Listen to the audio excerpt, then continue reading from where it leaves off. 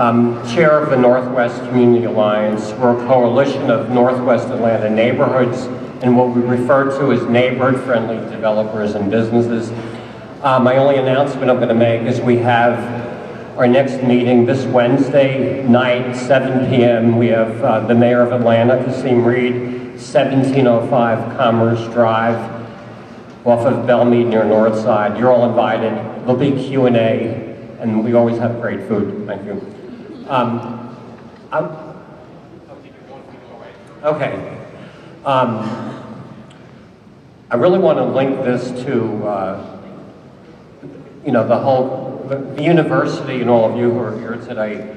By just saying this, starting with my own experience and going to school, going to university. When I watched, and we go quite a way back here, but when I watched the Chicago Convention on TV, and that started me to think, okay, then I went to the university in DC, where the influence of great teachers who let us think outside the box, and I jumped into anti-war issues, and perhaps more importantly, initiated a daycare center and daycare training center, not for the wealthier, well, I know the professors will be offended, not for the wealthier professors, put this in context, and students who were fairly middle and upper middle, but really for the cafeteria, the low-paid workers on campus.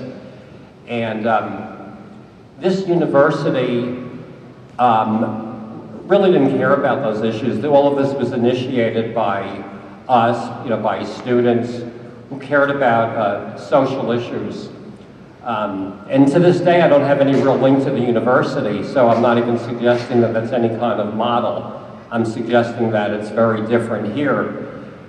These great teachers back then did help me form my views and passion for the social change that I feel today.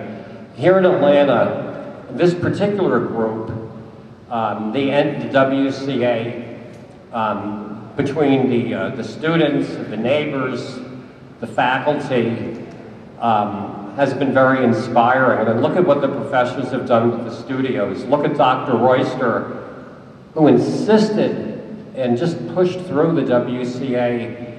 And I think it's just really important that the WCA become institutionalized, that in 40 years in which he's gone, the WCA still is functioning and spread to other the universities. Today, the emphasis at most universities, and this applies to tech and BAU campuses, is making money, maybe status.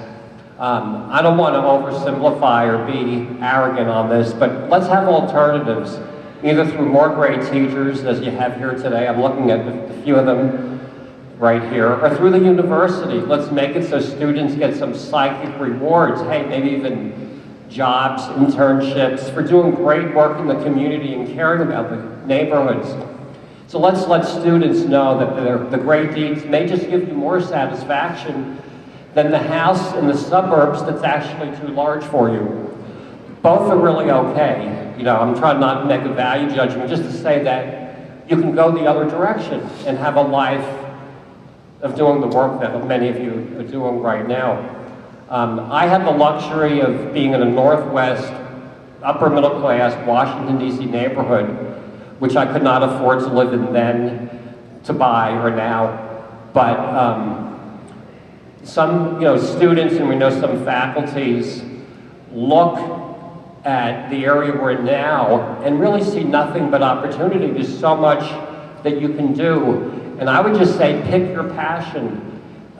Is it development? Is it environment? Is it mentoring? Is it technical ability?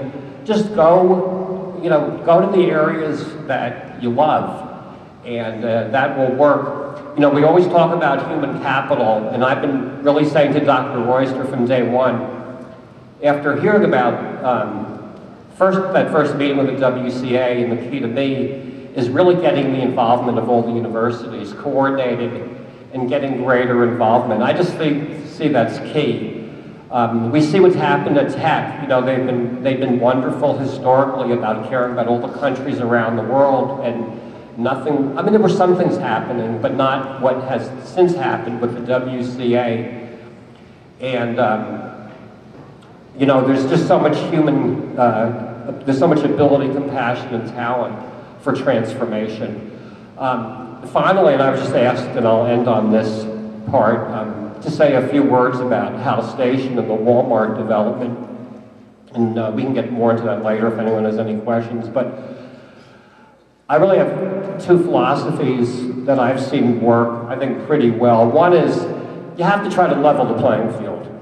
It just, you know, you don't have to be a rocket scientist to understand that, whether it's the corporations, whether it's the, I'll just say it, the people who own the Braves, whether it's Walmart, things are going to be stacked against the other side, people who are making, you know, $7.25, $8.25 an hour, no health care, all that. So I think we need to just try to always, you're never going to really level it, but you can try to move that seesaw a little further up. And then lastly, what I've seen work really well is coalition of neighborhoods and groups and churches. One of the things that sort of stunned me was when all this, our group's been very involved with the stadium, moving for the south side, but there was really, at the time, there was no involvement with the AU, with the universities.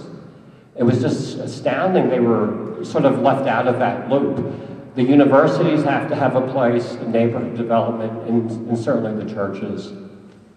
And I'll leave it at that.